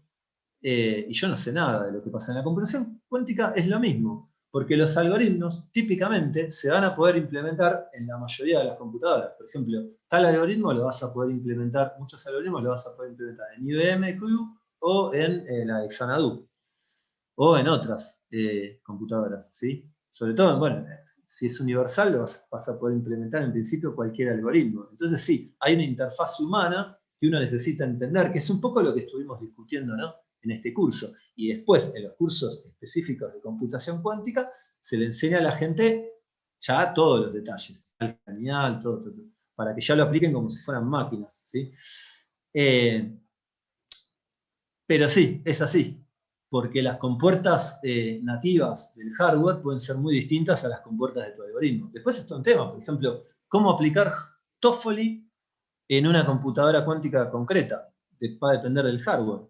Te invito a googlear, digo, implementaciones experimentales de la compuerta de Toffoli. Ahí vas a ver el tipo de desafío que es. Referencia a los Beatles, sí, es increíble. Y el otro cosa se llama Penny Lane, bueno. Tienen otro, que también es bueno para Machine Learning. From Imports to... Vengo de física, por Dios. Ah, Carlos, vos preguntabas por el tema del doctorado, ¿no? Antes, sí, bueno, a ver. Sí, bueno, sí, si sos de física, por ahí, no sé si te gusta la física experimental, también hay un montón de cosas. Te puedo poner en contacto con gente que ha sido expulsada. No, mentira, creo. ¿Puede ser que sea el futuro de la inteligencia artificial? Buena pregunta. Depende a qué llames inteligencia artificial, pero en concreto, Machine Learning, la idea es que vos lo vas a poder potenciar con computadoras cuánticas. Hoy hay todo un campo que se llama Quantum Machine Learning, que consiste en intentar potenciar técnicas de Machine Learning para resolver problemas de Machine Learning clásicos, pero potenciados con computadoras cuánticas. Te puedo pasar algo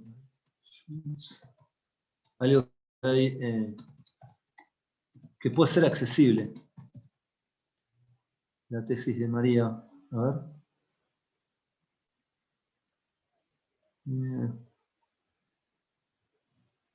Bueno, no, ahora no lo encuentro, pero si me haces acordar lo puedo mandar. Pero sí, el Quantum Machine Learning sería un ejemplo que entiendo, ¿no? Vos me dirás que sería relevante para la inteligencia, el desarrollo de inteligencia artificial. Ah, física teórica. Ah, colega, yo que de manos virtual, yo también, sí. Entiendo que una parte de la aplicación de la computación cuántica es la ciberseguridad a nivel criptográfico, claro, por el algoritmo de Shor. Voto Federico Joric para decir, qué bueno. Pero yo solo hablo de lógica cuántica, es decir, soy lógico cuántico. Nos vemos a la vuelta el año que viene. Una consulta. ¿Existe alguna computadora cuántica en Argentina? Uy, qué pregunta. No sé. Qué buena pregunta. No lo sé, pero voy a averiguar. Ya averiguaré. Creo que sí, por lo menos en exacta sé que hay una chiquitita, 3 qubits. Ah, excelente. Bueno. Claro, Pero sí, ahí te lo tiene que busco. ser una cosa pequeñita. Sí. Bueno, yo ya te escribí Bueno. ahí en el chat de nosotros también tenemos que invertir, porque si no, ¿Qué? no solamente Estados Unidos y China tienen que invertir en computación cuántica. Bueno, es que por eso, para mí este curso y este track de información cuántica está bueno, no para que se pongan, porque no es que mañana va a haber que aprender computación cuántica, pero ya está bueno empezar a discutir en español cómo nos vamos a posicionar geopolíticamente, nuestra región latinoamericana, respecto a este potencial desarrollo tecnológico. porque puede cambiar el juego. Entonces, bueno, está bueno empezar a pensar qué implicaciones sociales puede tener, económicas, y bueno, la gente que trabaja en computación probablemente se ve interpelada, ¿no? Y puede también ser un terreno de exploración para considerar en el campo laboral. Bueno, me parece que ya nos pasamos bastante, ¿no? Así que yo diría por hoy de ir cerrando, si les parece bien, y seguimos mañana, ya la clase final. Agradezco a toda la gente que se aguantó todas estas cuentas del demonio y el álgebra, que, bueno, ya que hayan llegado hasta acá es milagroso, ¿no? Porque el curso es pesado, porque tiene muchos conceptos y por ahí mucha álgebra.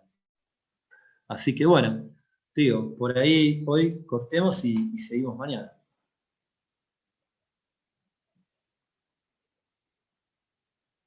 Ya hemos cortado. No.